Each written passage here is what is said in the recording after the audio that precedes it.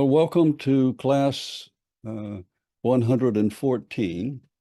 Uh, and I wrote a letter that you may or may not have gotten to those of you who get my emails, and for those of you who get notification on Facebook, that we will do 3 more classes after this.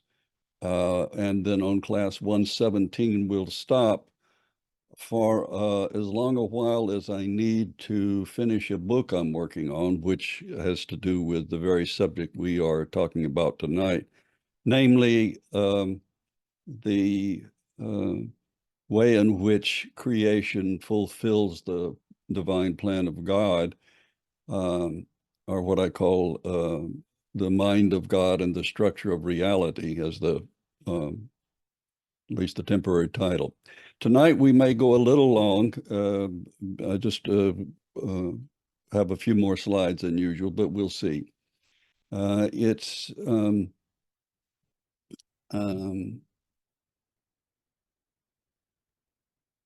to be in color tonight because I got tired of the same black and white, especially since going to be a lot of pictures tonight. So the class tonight, some conclusions about the structure of reality in relation to the divine plan of God. So I'm trying to bring to closure what we began several weeks ago about how physical creation and the way it works is designed and designed perfectly, actually, to fulfill God's purpose, which is the fulfillment of the hidden treasure of the wish of God, desire of God to be known and to be loved and worshiped, not for his own benefit, since he is self-sufficient, but for our benefit, because being a loving creator, he decided to create something that could appreciate what he has to give. And as I said from the very beginning, the best parallel that I know of that we have in our own experience is raising children, parental relationships, and our function as parents. To finish up what we were saying about the difference between spiritual energy and physical energy last time, and when we were talking about prayer. And so just a couple of things about that. First of all, the path of energy stays in the physical realm, but can bring about spiritual results or outcomes. But that means you have to have an intermediary where it crosses over from the spiritual to the physical. And we mentioned those 2 experiments that we did a couple of classes ago about John and Dunn, the 2 scientists who did the experiment where people's will could shift the falling of those balls on a bell curve from one side to the other. That we would say probably is best explained the way they did, frankly, and that is you're using mental energy, which ultimately is the source of it is the soul. One of its function is consciousness and willpower, but it crosses over and somehow sets in motion at the quantum level some sort of influence. Likewise, the path of prayer, it stays in the spiritual realm, but it can bring about physical outcomes. The conscious mind is a power of the essential reality that is our soul, and the intermediary between the body and the soul and the body, of course, is the brain. And so the result is that you pray for someone or pray for yourself, and the spirit is passed along in the spiritual realm, but then physical results may be the outcome, some change in your circumstances.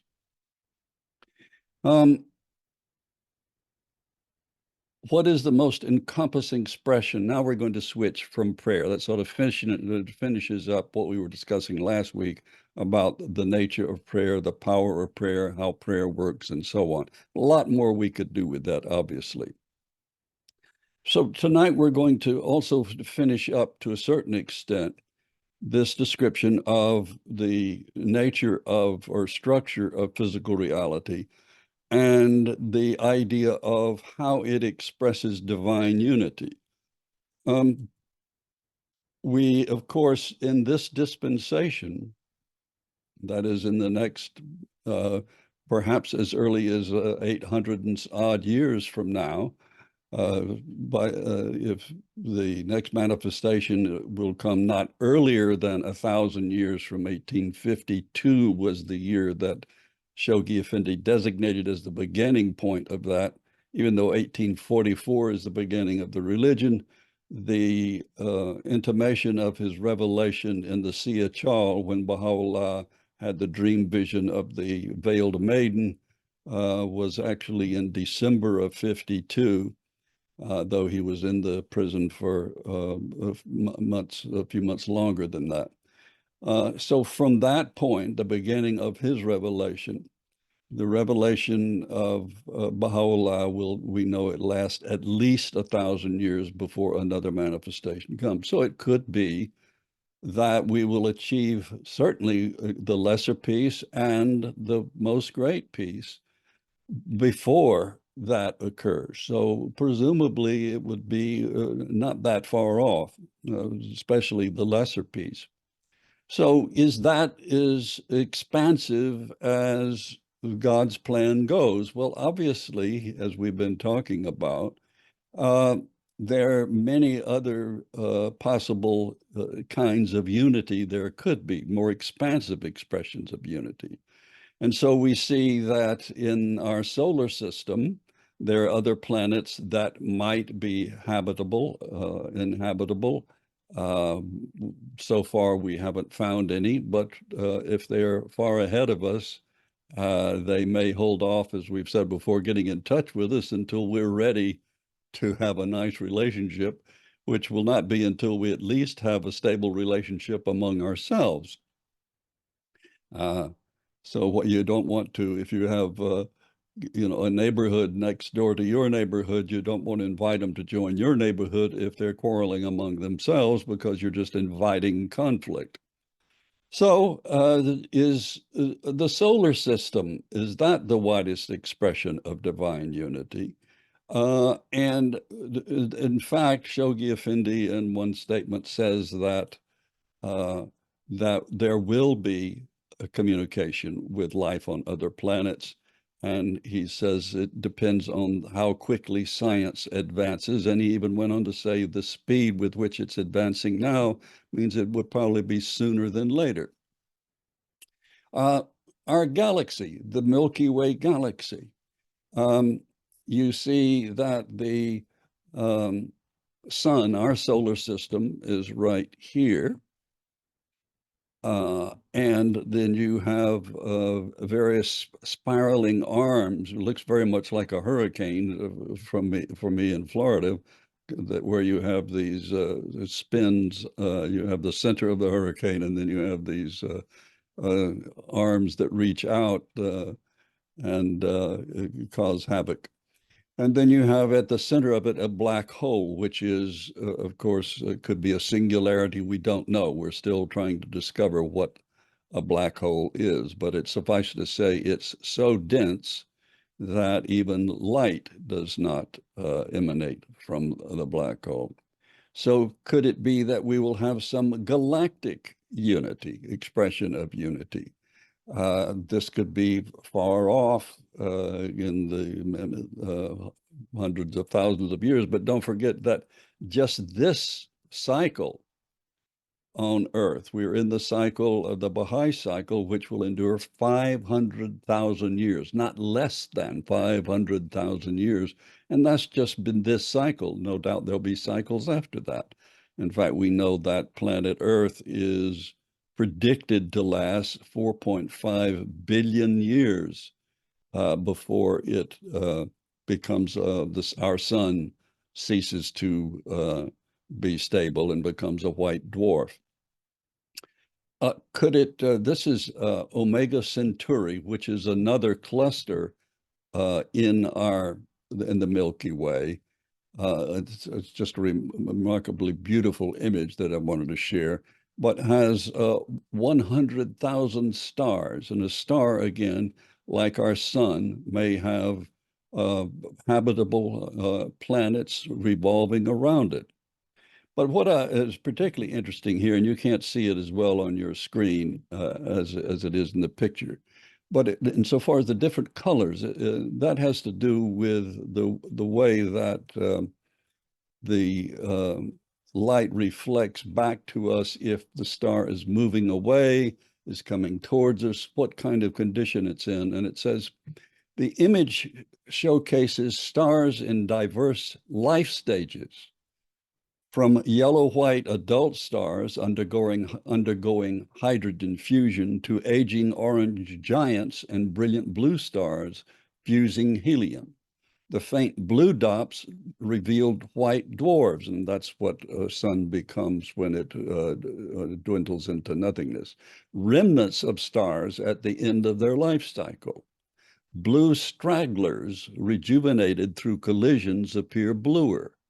The cluster's core, only a third of a light year apart, challenges previous notions of star birth dates, hinting at a disrupted galaxy's remnants. So needless to say, we could have a whole course on just this one image and what this means. Suffice it to say, not everything in our galaxy or in other galaxies, or certainly in the universe, is proceeding at the same pace. Some are older and have already passed their lifespan.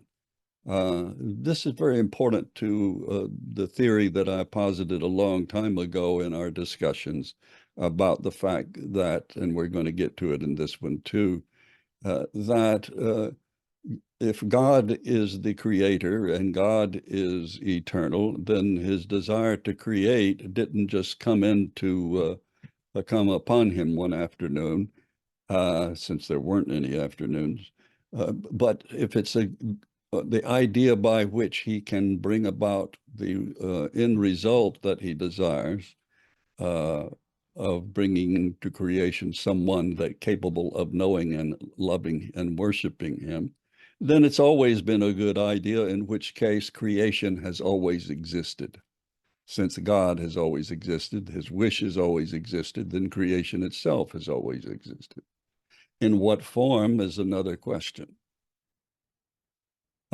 This is a cluster of stars and suns, and I've forgotten the name of it. This is the Laniakea supercluster, this Hawaiian, and it means open sky or vast sky.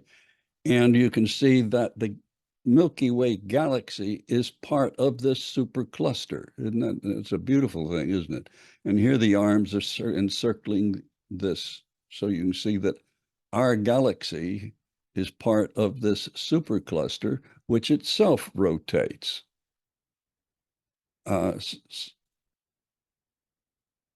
And here's some other nearby superclusters. I know you can't read those very well, and it's not necessary that you do so.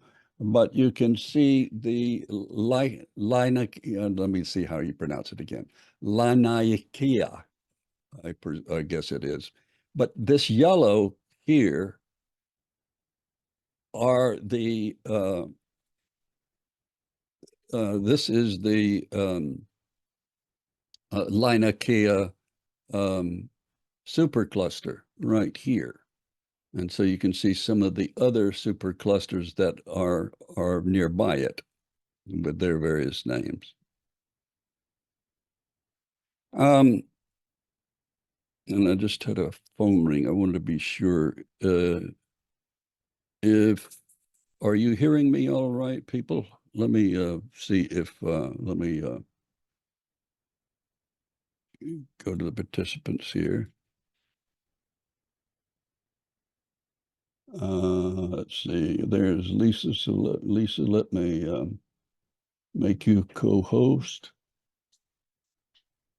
What? What aren't showing? Oh, I didn't share my screen. Oh, that's why somebody was calling. Okay. All right. So I don't know whether to start over or what here. Let me see. Hi, Share. John. Thank you. Yeah. We were Okay. trying to just let you all let you know, all of us were trying to but yay. Thank you so much. Okay. Let me share my screen. Can you see it now? Yes. Okay. All right, friends, let me go back to the beginning and show you what I've been talking about here.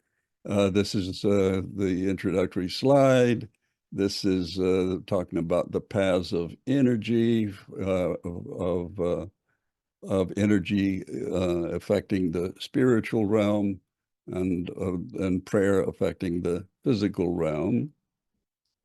This is the idea of this is the question, what is the most encompassing uh, expression of divine unity in the physical world? You've got planet Earth. You've got our solar system. You've got the Milky Way galaxy. And here's our sun right here in one of the spiral arms of the Milky Way galaxy. And this is what I was talking about, the Omega Centauri cluster. And this is the Laniakea supercluster. And this is the Milky Way galaxy within that supercluster. And then we go further. This is nearby other superclusters. And the yellow here, this is the Laniakea supercluster. And then you can see other superclusters. So it is and then you have this that I came across, sort of the ascent of material reality, and it starts with the smallest, presumably the smallest thing and indivisible thing in material reality. In fact, the quark has now been split, so this is no longer true. And I happened to be at a lecture by the individual who accomplished this feat, a lovely physicist who talked to me and shared with me some other ideas. But you go from the quark, which is pretty darn small, to protons and neutrons, electrons and nucleus, atoms, cells, living and non-living things. You go to the Earth, the solar system, the Milky Way, the Laniakea supercluster, and the universe. And then this, which, as I've told you before, I don't agree with, in the sense that to me it is um, an anomaly, or not an anomaly. It is self-refuting in the sense it's really a semantic thing.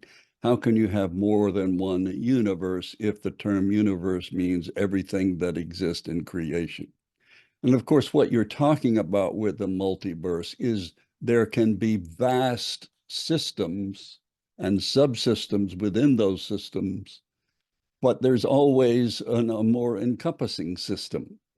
So to say that there's the universe that contains all these things here, and then there's another similar system somewhere.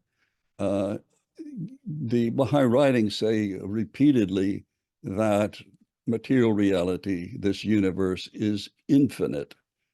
And it says it so many times and in so many different ways, I'm inclined to believe it. Because if it's not infinite, where is it, how is it contained? You get my point, as we've talked about before, I'm sure. That doesn't make any sense. That you take the same thing with the Big Bang, which presumably was a singularity from which all creation sprung, or has sprang, exploded, and yet where did that singularity reside? It had to reside in a place, and what preceded it, what caused it to come into being. And was it the only one that's ever been? So, there are all kinds of theories that there was one before that, and then it all condensed into a singularity and then exploded again. So you have sort of a heartbeat, and so on. So there are various theories about the Big Bang. We know there was such an event. We just don't know that it was the only event, or that that's the complete explanation for everything in creation. So what is the entire universe? The entire universe is everything that exists in physical reality, which again, as I said, the Baha'i writings say is infinite, even as the Creator is infinite. Is the divine unity of material reality a work in progress? Now, this is a very important question. And basically, the point I'm trying to make here is we know planet Earth is a work in progress. We've got a long ways to go. I mean, long ways to go before we get to just the first stage of planetary unity, the lesser peace. It may not be a long, it could start tomorrow for all we know, but you still have to create from the ashes of whatever instigates that lesser peace. You have to have the world, the peoples of the world unite and create the devices and instruments to hold that lesser peace together, and so on. And Baha'u'llah talks about some of those, such as a universal auxiliary language, a unified system of weights and measures, and so on. But most importantly, of course, you need a system of collective justice, so that if any nation or any group arises against another, it will be put down by a force that is composed of contributions of troops from every people and every nation. Some answers. Planetary unity will be achieved before the end of this dispensation, probably as soon as 820 years from now, which would be 1,000 years from 1852 or thereabouts. Planetary refinement has no endpoint, and that is, you don't have a point where you've got it done, where it's finally achieved. You have stages. So the lesser peace is one stage. The most great peace, or the world order of Baha'u'llah, is another stage. But then while all of the manifestations after Baha'u'llah in the Baha'i cycle will appear in his shadow, or will reveal in his shadow, he is the universal manifestation for this cycle, there will be other cycles. So there is no endpoint at which an individual is finished being refined, no point at which a group is finished being refined. So we know that planetary refinement has no endpoint, but will continue as long as our solar system survives, approximately, again, 4.5 billion years from now. Interplanetary unity within our solar system will most probably occur when we have a global commonwealth secured by a system of collective justice. But we don't know. There may not be habitable planets in our solar system. It may be that the first encounter we have will be with some life from another planet. I mean, a planet from another solar system. The unity of the universe has already been achieved. Material creation, having always existed, is not a work in progress. So that's my answer to this question right here. It's my answer. It's not an authoritative answer, so please remember that. As an exact counterpart of the spiritual realm, the real world, the universe is complete and perfect in its construction and fulfillment of the purpose for which it was created. In other words, what I am proposing is that the universe has always existed, and therefore it has always been a complete system, even though parts of it come into being, go out of being. As Abdu'l-Baha says, everything in physical creation and in spiritual creation is in, well, everything in physical creation is in a state of composing or decomposing.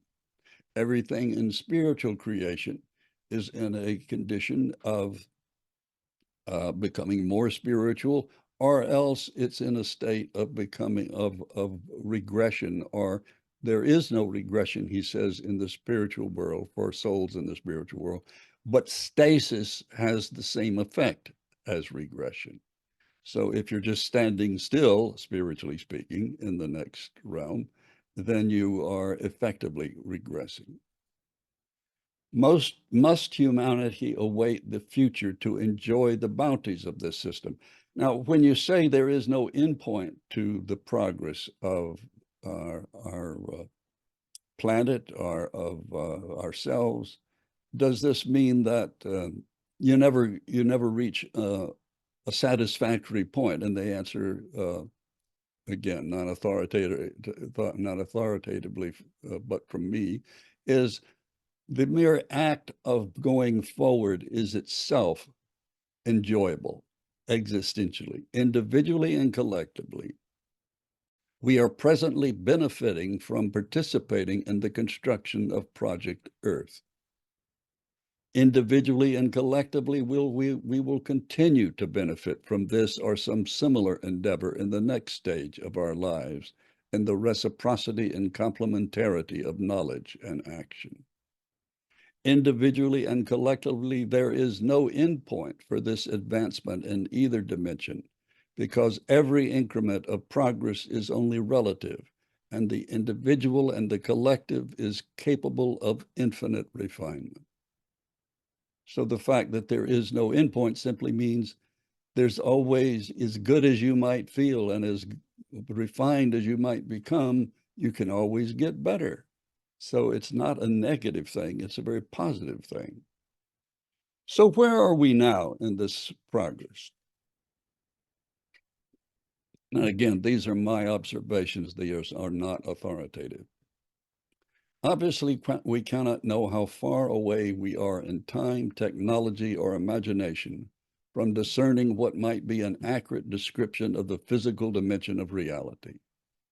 Far less so is our ability to understand the spiritual dimension, and even more remotely still, how these two dimensions are complementary aspects of a unified expression of the divine will.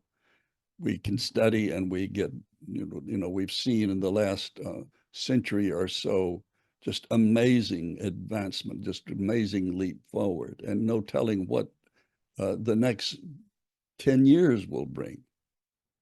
What we can be certain of, and what we should be comforted by, is the fact that while our understanding will never be complete, our incremental striving to understand is beneficial to us at every stage of progress, even as we can be increasingly joyful in our successive discoveries and implementation of new knowledge. Therefore, every stage of individual and collective endeavor is immensely worthy of our most rigorous study, intense reflection, and shared creative speculation. The other day, I heard a philosopher speak about the irrational nature of a belief in a just, loving, and omnipotent God, a notion he explained that he abandoned as soon as he became aware of the gruesome nature of human history as a young person, and he studied history. The suffering of the innocent, the slaughter of masses, whether through human perfidy or the random acts of nature, so-called acts of God.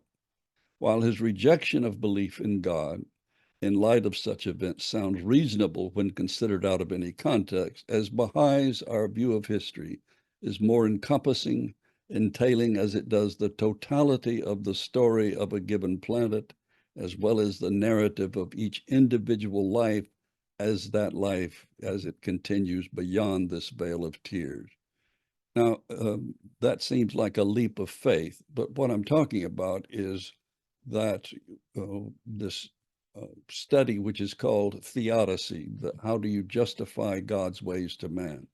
How do we justify God's lack of interference in blatant injustice? Well, of course, from a Baha'i point of view, God does intervene by sending the manifestations as his representatives to alter the course of history for the better. At the individual level, we say, well, how come I have a chance to do this or study that or live and eat enough and so on, where other people in the world are suffering horribly at this very moment? And the answer to that, in justifying God's ways, each individual life that is sacrificed towards our mutual effort to achieve collective peace is appropriately rewarded in the next world. The suffering or death of the innocent, the suffering or death of the child, the unnoticed noble sacrifices and efforts of heroes, because these people are heroic, even though they don't know it and don't feel it. Each injustice is met with appropriate retribution, if not in this life, but in the life to come.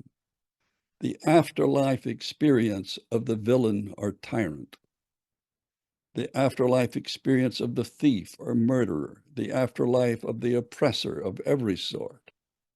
Theodicy, that is, again, the explanation of or justification of God's ways to man, from a Baha'i perspective, is resolved quite logically and simply.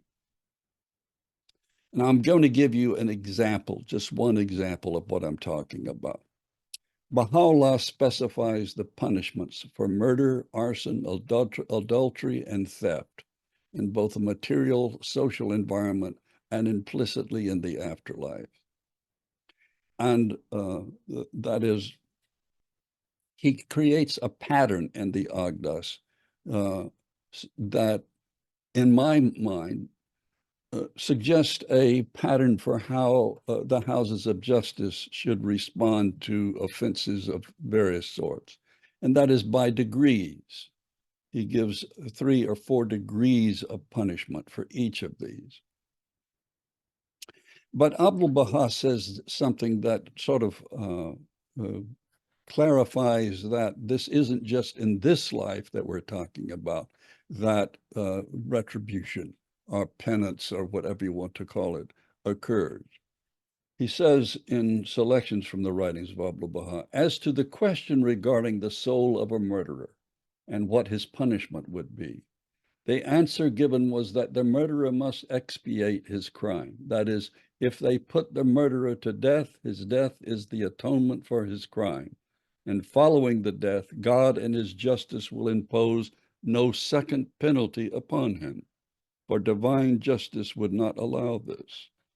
Now, that says a couple of things to me. It says, first of all, that the expiation of crimes occurs in the next world as well as this world. And if the punishment of the murderer is death, then if he doesn't experience death, then the implication I derive from this, it's completely my own thoughts, you can do with it as you wish, is that every act of injustice that we commit against someone else is experienced by us in the next world. That is, we experience the pain and affliction we have imposed on someone else. It's just my thought, and I don't know if it's correct, obviously. I guess we'll all find out. And it makes sense to me that the most effective punishment you could have is to have the emotional experience of the one who has suffered at your hands. The system then, as a system, is perfected. It's not in the process of coming into being. Parts of it are, but the totality of the system that is creation, I believe, is already a perfect and completed system. You can agree with that or not. We can presently appreciate that this same verity is equally applicable to our attempts at striving to comprehend how the spiritual and physical dimensions interact, how science and religion are in the long run not separate arenas of investigation, but complementary approaches to understanding reality as one integrated process, a systematic and organic design for fulfilling the Creator's wish to be known, loved, and worshiped, not for his own benefit, inasmuch as he is self-sufficient and hardly in need of our affection, but for the ceaseless enhancement of human delight, enlightenment, and advancement. We are, after all, the Creator's, that should be his or the Creator's most exalted creation, devised as we are in his own image and fashioned to fulfill his initial purpose in creation. Now, in his image is something we could discuss a lot. We've discussed it before. Obviously, it doesn't mean literally, but it means that we have the capacities or attributes of God latent within us. Now, the manifestations manifest the attributes of God, all of them completely and perfectly. We have the capacity to manifest all the attributes of God, but we will never manifest any of them completely or perfectly. We are always, again, a work in progress. Manifestations are not. As a result, we Baha'is do not presume to make conclusions about God, about his plan, or about his justice based solely on what amounts to our snapshot of a singular moment in the life of any individual, in the story of humankind on this planet, let alone in the progress of the universe. Simply stated, we view everything as a continuum, a fact that largely invalidates the Greek axiom that we should count no man happy until he has breathed his last. This is an axiom that derives, as I recall, from Sophocles, who, of course, was famous for his tragedies, which portray people of essentially noble character who have some flaw in their character that they ultimately do not overcome or recognize in time. Sophocles imparted this belief even as his plays portray the tragic consequences of lives where consistently bad choices undermine possibly propitious outcomes. Whereas the Baha'i texts assert, quote, "Thou art the powerful, the able, the knower, the seer, and verily thou art the generous, and verily thou art the all-merciful, and verily thou art the ever-forgiving. He to whom repentance is due, he who forgiveth even the most grievous of sins." Now, how do you reconcile that he forgiveth even the most grievous of sins with the idea that the murderer is going to be punished if he's not punished in this world? Well, it doesn't mean that forgiveness is automatic and instantaneous. We may have to go through a process whereby we are reconciled with our lives before we receive that. That's my answer. You can meditate on it and see what your own answer might be. But if, as the Baha'i texts assert, our lives do not end with a plane crash, a volcanic eruption, or some pointless massacre, if the evaluation of our lives as we transition to the spiritual realm is relevant only to how we have done so far, then cynical assumptions about God's actions, however understandable in some contexts, must be dismissed as totally inadequate from the perspective of the Baha'i portrait of reality. That is, such gloomy views assume that our existence ceases with that last breath, at which time a final judgment of our lives occurs, and we are then assigned some appropriate eternal abode, a paradigm similar to that Dante constructs in the Divine Comedy. So as Baha'is, we believe that even if the writings say that we have to atone in some way or expiate our sins, we know that that's not our eternal station, that progress will occur for anyone who desires it. And of course, that's where willpower may have some effect in the next world. And I've quoted that before, but that very important passage where Abdu'l-Baha says that we can pray for our own advancement and forgiveness in the next world. He says, even someone who has died in sin and unbelief can pray for the advancement of his own soul. So that means we must have free will, because you can't pray or meaningfully pray unless you have the free will to do it. So that should give us hope. So we aren't assigned, okay, you go here, you stay there forever, because that's as good as you did. No, we're always a work in progress. The Baha'i teachings assert there is no end point for us, individually or collectively. We are never without danger of regression or without the security of some ultimate redemption and continued means for advancement and achievement. We are always a work in progress, and yet we must be extremely careful not to deduce from such a view that happiness must therefore ever remain elusive, that any sense of joy or fulfillment must ever remain just out of reach, that any sense of accomplishment must inevitably feel inadequate and incomplete. Instead, we recognize that each increment of progress, each stage in our advancement, induces existential joy, even as does the promise of more joy to come with every further step we take in striving to advance our condition. Of course, we might think that because the authoritative texts are complete for this age or this dispensation, our conclusions derived from them cannot be questioned. If Abdu'l-Baha asserts there is an ether, then there must be an ether. Therefore, we might conclude that any scientist who says otherwise is mistaken. But the fact is that even as there is no final understanding by science regarding any particular part of the infinitely complex physical dimension of reality, neither is there some complete and final understanding of what the authoritative Baha'i text might mean. They are the living word.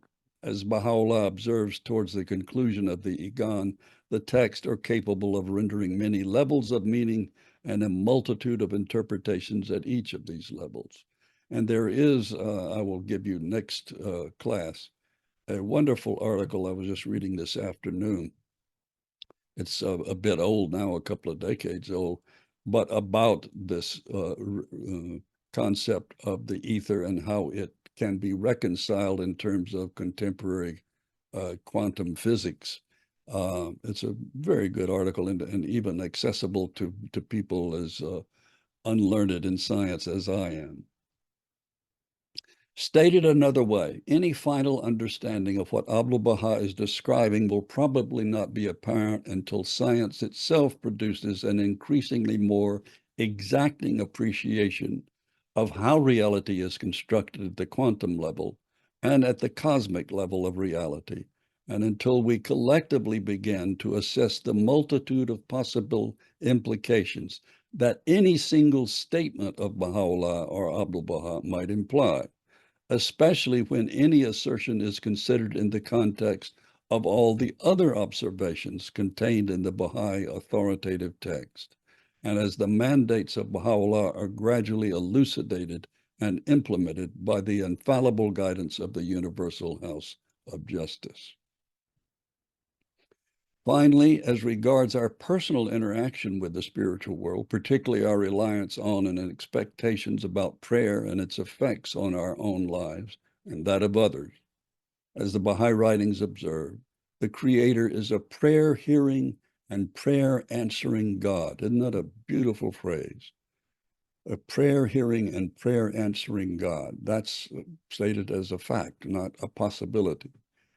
From this and other statements, we necessarily must conclude that no prayer goes unheard or unanswered, but being wiser than we and having foreknowledge of what will ultimately engender the best outcome for us, as well as for those for whom we pray, God may determine that what we presume to be the best outcome, healing, the extension of life, the removal of stress, is actually not the most efficacious outcome at this particular moment in what is an endless sequence of events.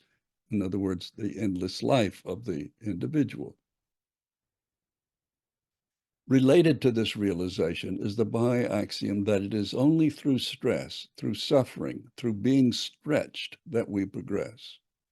In this regard, the often used analogy to physical health and conditioning in this process of spiritual advancement is extremely useful, and I've used it many times before in these classes.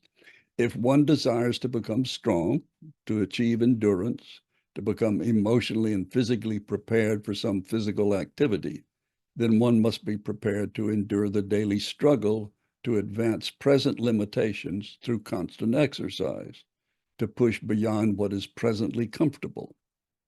What might have been sufficiently difficult and challenging at one time in this ongoing journey must, over the course of efforts, become successively surpassed if we are to attain victory upon victory.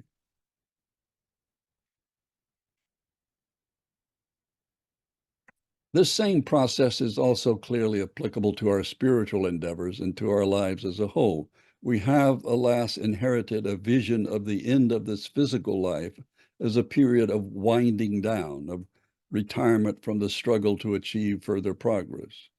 Materialistic norms lead us to believe that our golden years are to be the reward for the arduous efforts we expended to arrive at this final act in our earthly drama. But rarely do we leave this life painlessly, with ease of heart, content that we have done all that we might have done. And of course, I'm writing this at age 83, approaching 84, so it's this is very near and dear to me. And perhaps it is true that with our last breaths, we feel content as our souls surcease from striving to make our new, now enfeebled frames conform to our wishes, to achieve even loftier heights. But now at an age beyond that which I had any reason to think I might be allowed to attain, my personal sense is that we are chastened from this life, as piece by piece our body betrays us, breaks down, regardless of how many parts modern medicine can now replace to prolong our stay, possibly long beyond what is desirable or in our best interest. I have thus come to feel that longevity is extremely overrated as a virtue unto itself. Are we in some race with our friends and family to see if we can set some record and thereby reign victorious? Can we find satisfaction in being celebrated for mere survival, even if we are relegated to some motorized chair or confined to some sterile room whose windows look out on the same scene as day after day repeats itself? Perhaps at the end we would, if we could, plead with those whose prayers sustain us. Stop, you are only keeping me imprisoned here in tedium without hope of anything new or different. And what is this mantra we as Baha'is repeat as we study over and over again the foundational teachings of this milestone revelation, inaugurating as it does the maturation of humankind on planet Earth? Collectively, we recite that the spiritual realm is the real world, that this life is but a semblance of the life to come, that we are, as it were, in the earliest days of our life, like an embryo confined to the world of the womb, completely unaware of the vastness and bounties of the wondrous life that lies before us. And this is a quote from Baha'u'llah. If any man be told that which hath been ordained for such a soul, and that such a soul is a soul who is in effect followed his teachings and aspired to spiritual development,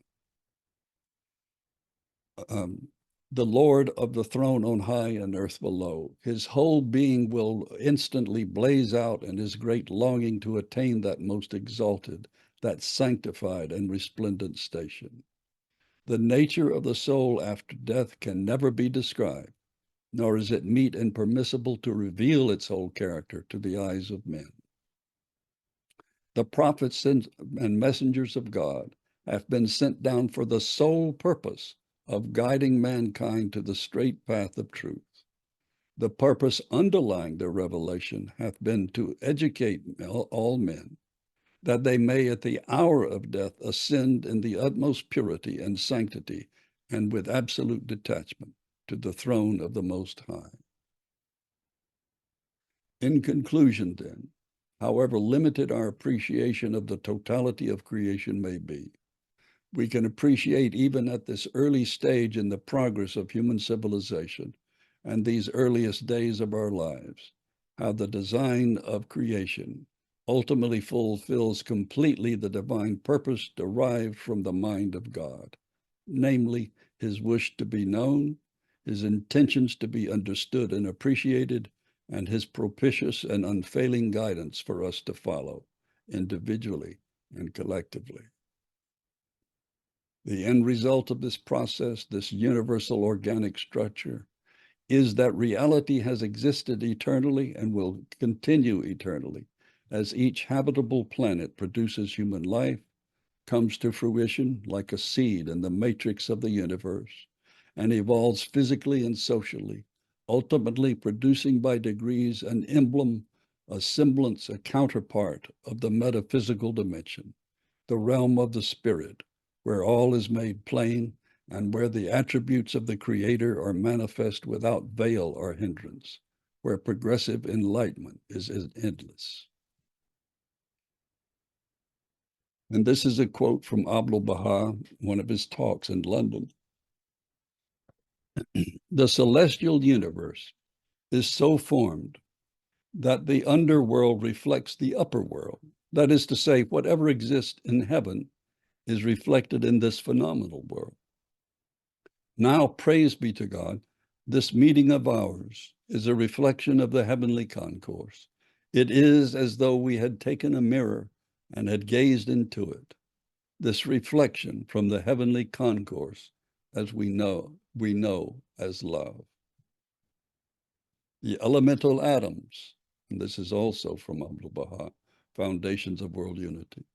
The elemental atoms which constitute all phenomenal existence and being in this illimitable, meaning without limits, universe, are in perpetual motion, undergoing continuous degrees of progression.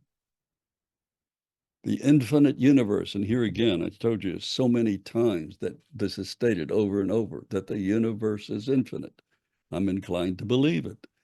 This infinite universe is from everlasting. The sovereignty, power, names, and attributes of God are eternal, ancient. His names presuppose creation and predicate his existence and will. We say God is creator. This name creator appears when we connote creation. We say God is the provider. This name presupposes and proves the existence of the provided. God is love. This name proves the existence of the beloved. In the same way, God is mercy. God is justice. God is life, and so forth. Therefore, as God is creator, eternal and ancient, there were always creatures and subjects existing and provided for. There is no doubt that divine sovereignty is eternal. When we observe that in the kingdom of minerals, the divine bounties are continuous, how much more shall we expect and realize in the divine spiritual kingdom? How much greater the radiation of the lights of God and the bounty of life everlasting upon the soul of man. As the body of the universe is continuous, indestructible, the bounties and bestowals of the divine spirit are everlasting. And as we reflect, we observe that man is likened to a tiny organism. And this is a magnificent, and I think this is the last one. Yes, this is our last slide. But listen to it. It's a wonderful analogy. I hadn't come across this before. I crossed over. This is from the tablet to Auguste Forel, very major scientist in the day of Abdu'l Baha. And as we reflect, we observe that man is likened to a tiny organism contained within a fruit. This fruit hath developed out of the blossom. The blossom hath grown out of the tree. The tree is sustained by the sap, and the sap formed out of earth and water. How then can this tiny organism comprehend the nature of the garden, conceive the gardener, and comprehend his being? That is manifestly impossible. Should that organism understand and reflect, it would observe that this garden, this tree, this blossom, this fruit would in no wise have come to exist by themselves in such order and perfection. Similarly, the wise and reflecting soul will know of a certainty that this infinite universe, with all its grandeur and perfect order, could not have come to exist by itself.